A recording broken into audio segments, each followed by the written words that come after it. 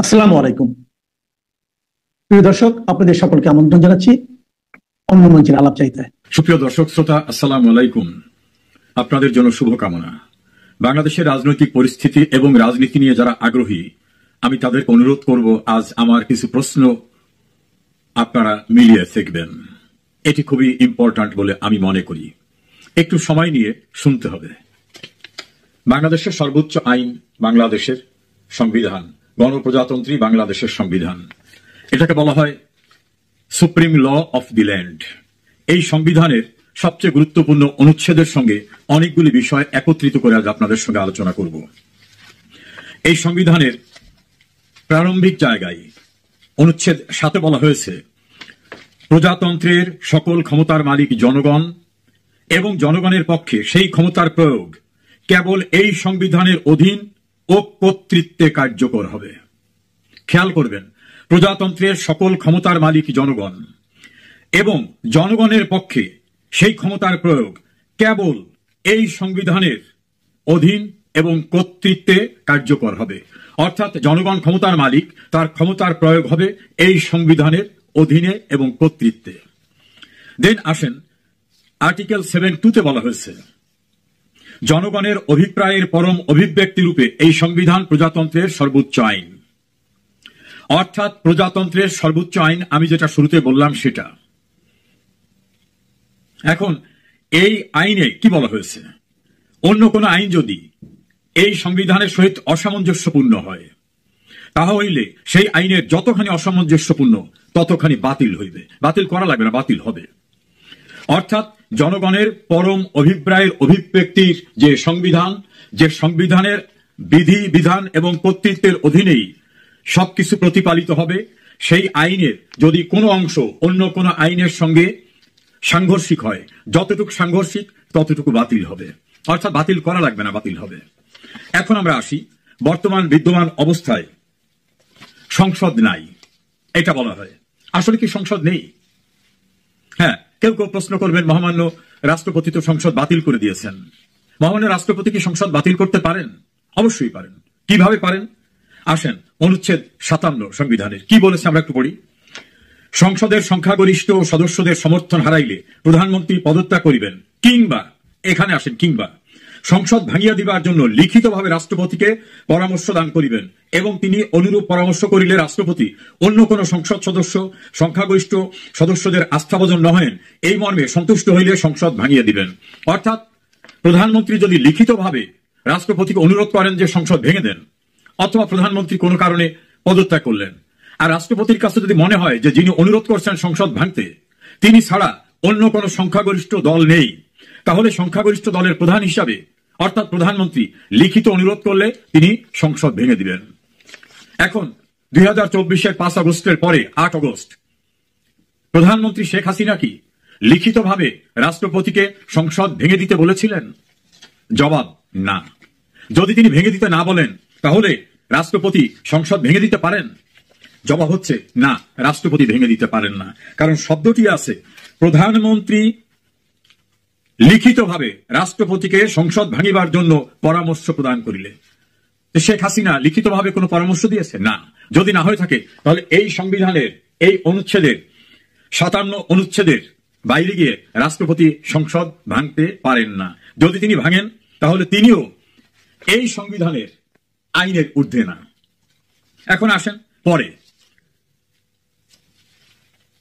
Article 123, সেখানে কি বলা হয়েছে, মেয়াদ অবসানের কারণে সংসদ ভাঙিয়া যাইবার ক্ষেত্রে ভাঙিয়া যাইবার পূর্ববর্তী 90 দিনের মধ্যে, অর্থাৎ সংসদের মেয়াদ শেষ হওয়ার 90 দিন পূর্বে নির্বাচনের প্রক্রিয়ায় যেতে হবে।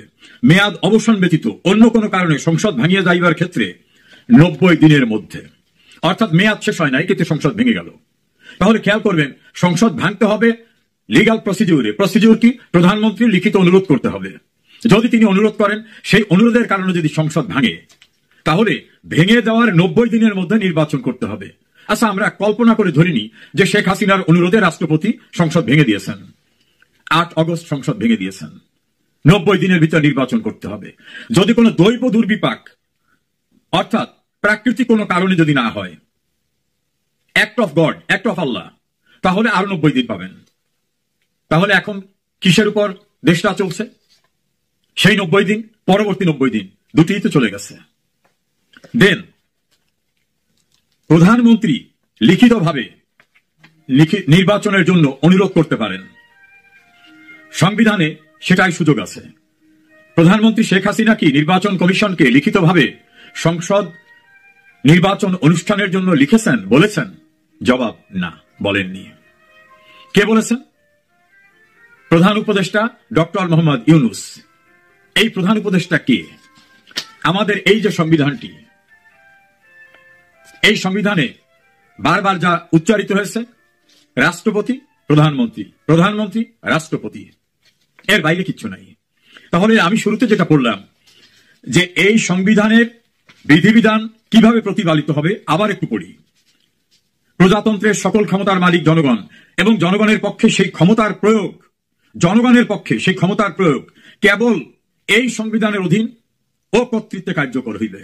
অর্থাৎ এই সংবিধানের অধীনে এবং কর্তৃত্বে কার্যকর হবে। আবার বলা হলো, জনগণের অভিপ্রায়ের পরম অভিব্যক্তি রূপে এই সংবিধান প্রজাতন্ত্রের সর্বোচ্চ আইন।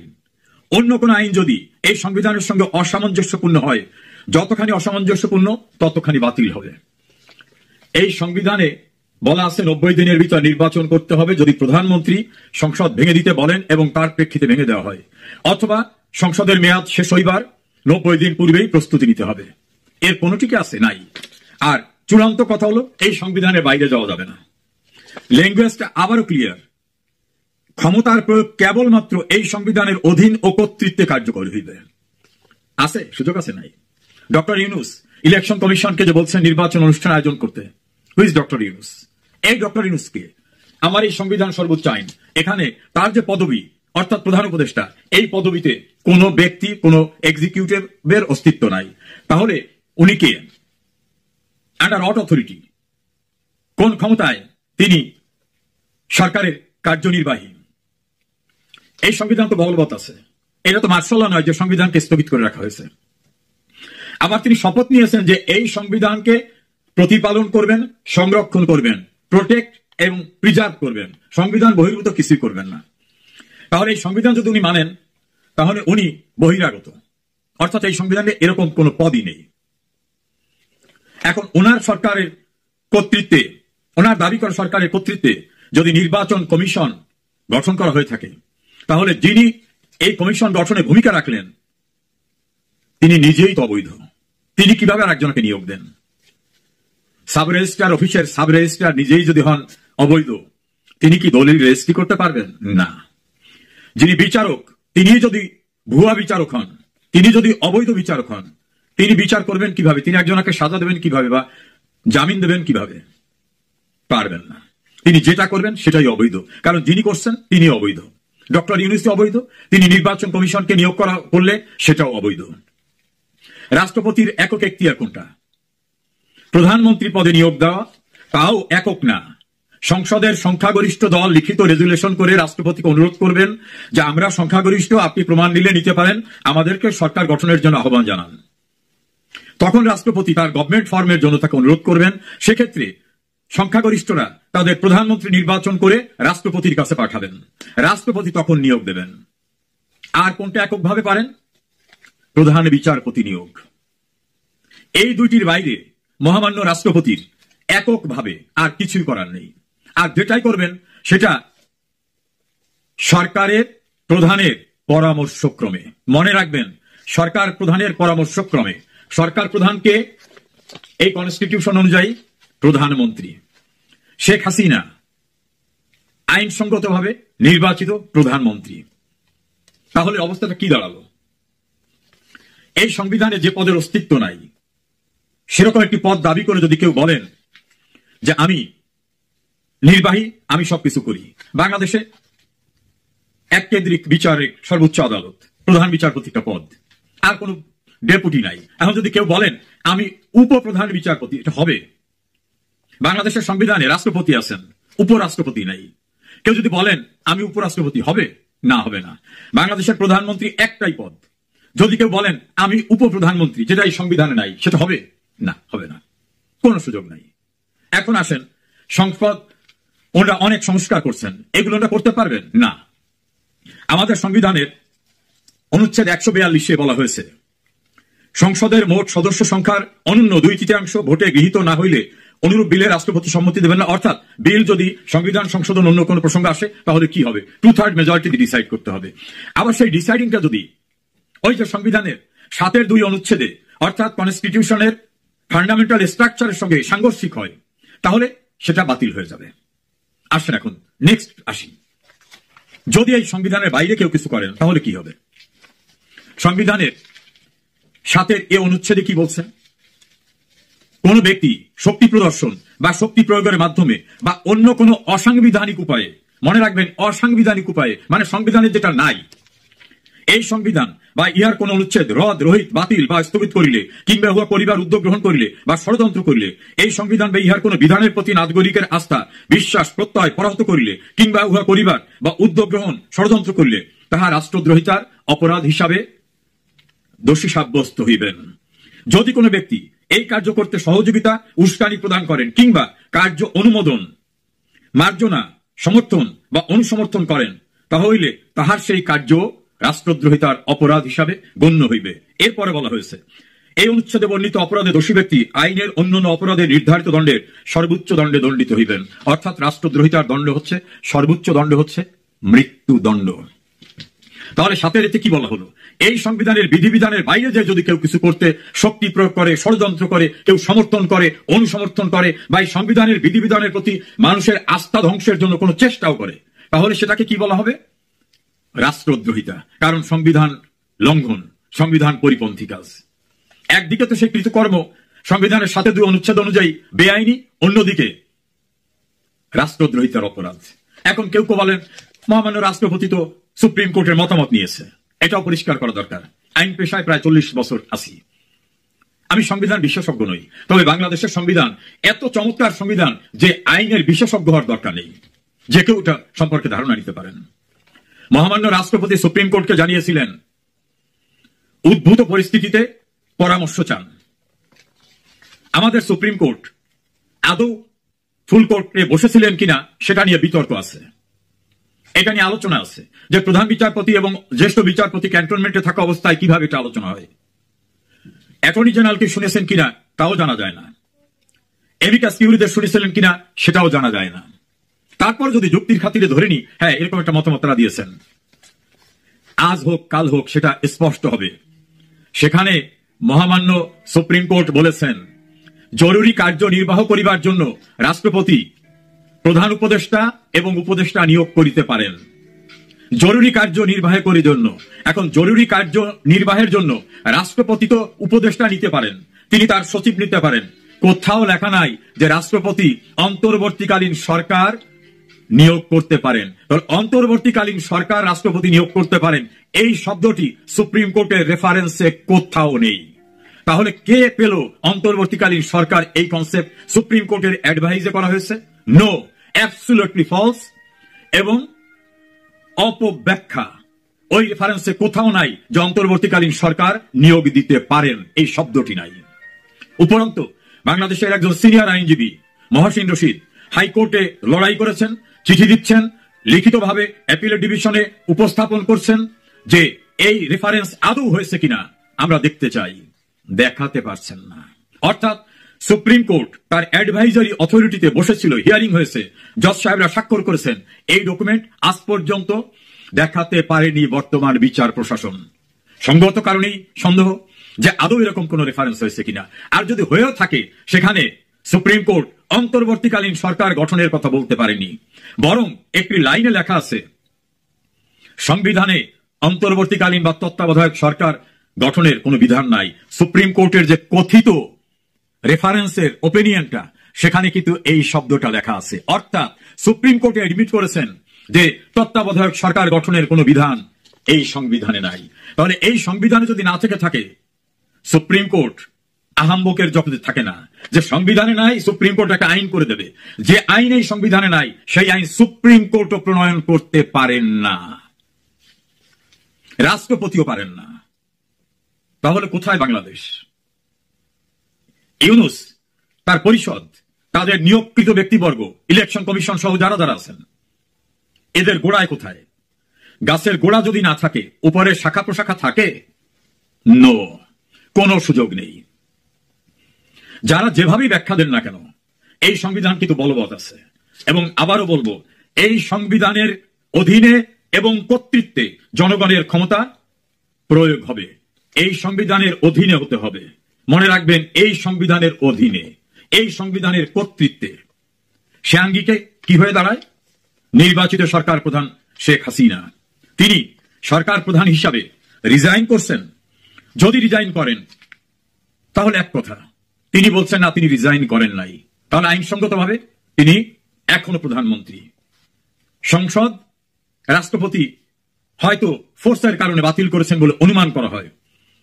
রাষ্ট্রপতি সংসদ বাতিল করতে তখনই পারবেন, যেটা আমি পড়ে শোনালাম, প্রধানমন্ত্রী যদি লিখিতভাবে যদি অনুরোধ করেন। তাহলে তারপরে আরো ইন্টারেস্টিং আছে, যদি প্রধানমন্ত্রী পদত্যাগ করেন, তাহলে নতুন প্রধানমন্ত্রী না আসা পর্যন্ত তিনি প্রধানমন্ত্রী পদে বলবৎ থাকতে সংবিধানের 7-3 অনুচ্ছেদে বলা হয়েছে, প্রধানমন্ত্রীর উত্তরাধিকারী কার্যভার গ্রহণ না করা পর্যন্ত প্রধানমন্ত্রীকে স্বীয় পদে বহাল থাকিতে এই অনুচ্ছেদের কোনো কিছুই অযোগ্য করবে না। নতুন প্রধানমন্ত্রী না আসা পর্যন্ত নির্বাচিত প্রধানমন্ত্রী ওই পদে বহাল থাকতে কোনো আইনগত বাধা নেই। নেক্সট, সংসদ মেয়াদ শেষ হয়ে যাওয়ার পরেও যদি দৈব দুর্বিপাকে নির্বাচন না হয়, মনে রাখবেন, মেয়াদ শেষ হয়ে যাওয়ার পরে নতুন সংসদ না আসা পর্যন্ত সংসদীয় প্রয়োজন হলে রাষ্ট্রপতি ওই সংসদকেই পার্লামেন্ট সেশনে আহ্বান করতে পারবেন। এটাই লিগাল প্রভিশন। প্রথমত, সংসদ ভেঙে দেওয়াটা এই সংবিধানের পরিপন্থী হয়েছে, বৈধ হয়নি। তাহলে এই সংবিধানের পরিপন্থী হলে ওটা বাতিল, যতটুকু অবৈধ ততটুকু বাতিল, মানে রাষ্ট্রপতির ভেঙে দেওয়ার যে তথ্য সেটা বাতিল। দ্বিতীয়ত, যদি বৈধভাবে ভাঙা হতো, তাতেও নতুন সংসদ না আসা পর্যন্ত এই সংসদের মেয়াদকাল পর্যন্ত নির্বাচিত সংসদ সদস্যরা সংসদে বহাল আছেন, সেটাই লিগাল প্রভিশন। যারা আনন্দে আত্মহারা, আনপ্রেডিক্টেবল সিচুয়েশনের জন্য তারা প্রস্তুত হন, অপ্রত্যাশিত পরিস্থিতির জন্য প্রস্তুত হন। কেউ লাফিয়েছেন, কালকেই ক্ষমতায় চলে যাবেন, পরশুদিন এই করবেন, তারপর দিন এই করবেন, তারপর দিন এই করবেন। এই পার্লামেন্টের সর্বোচ্চ আইন, যে আইন প্রণয়ন করেছিলেন যারা, তারা এই সংবিধান প্রণয়নের জন্য ম্যান্ডেট পেয়েছিলেন 70-এর নির্বাচনে। তারপর তারা কনস্টিটিউয়েন্ট অ্যাসেম্বলি ডেকে গণপরিষদে এই সংবিধান পাশ করেছিলেন। তাদের এজেন্ডাই ছিল যে 70-এর নির্বাচনে সংবিধান প্রণয়ন করা হবে। নির্বাচিত প্রতিনিধিরা এটা পাশ করেছিলেন, প্রণয়ন করেছিলেন, এবং সেটাকেই জাতীয় সংসদ এবং গণপরিষদে সর্বাত্মকভাবে, নিরঙ্কুশভাবে অনুমোদন হয়েছে। এর বাইরে কোনো সুযোগ নাই। যারা আনন্দে আত্মহারা, কাল ক্ষমতা এক পক্ষ বসছেন, পরশুদিন আর এক পক্ষ বসছেন, কেউ লন্ডন থেকেই বসছেন, কেউ দেশের ভিতরে বসছেন, কেউ হাসিতে ভয়াবহ তৃপ্তির জায়গায়। এত হাসার কোনো কারণ নাই। এই বিধানটা বলবৎ থাকা অবস্থায় শপথ যারা নিয়েছেন, তারা এই বিধানের প্রতিটি অক্ষরকে অনুসরণ করবেন, এতে ওত নিয়েছেন। অর্থাৎ সংবিধানের 7 অনুচ্ছেদেও এই সংবিধানের কোন অনুচ্ছেদ, বিধিবিধানকে অবজ্ঞা করা, ঘৃণার সৃষ্টি করা, উপেক্ষা করা, অসাংবিধানিক উপায়ে বাতিল করার যে কোনো প্রচেষ্টা, এবং সেই প্রচেষ্টায় যারা সহায়তা করবেন, প্রত্যক্ষ পরোক্ষভাবে অনুসমর্থন করবেন, প্রত্যেকেই রাষ্ট্রদ্রোহিতার অপরাধে দণ্ডিত হবেন। ক্ষমতায় যিনি বসেছেন, ওই যে উদাহরণ দিয়ে বললাম, যা পদে নাই সেই পদ দাবি করে বসলে হবে না। আপনি নিজেই স্বীকার করেছেন, রেকর্ড আছে, যে আমি এই সংবিধানের বাইরে যাব না। ফলে বাংলাদেশের এই জটিলতা দূর করার পথ একটি, নির্বাচিত পার্লামেন্ট ডিসাইড করবেন, নির্বাচিত গভর্নমেন্ট ডিসাইড করবেন পরবর্তী পদক্ষেপ। দেশে অনেক সংবিধান বিশেষজ্ঞ আছে, আলাপ করে দেখতে পারেন, লাভ হবে না। সংবিধানের 42, 123, 57, 7 অন্যান্য যে সকল অনুচ্ছেদ আছেন, পড়ে দেখুন, অতি সহজ। কি করবেন?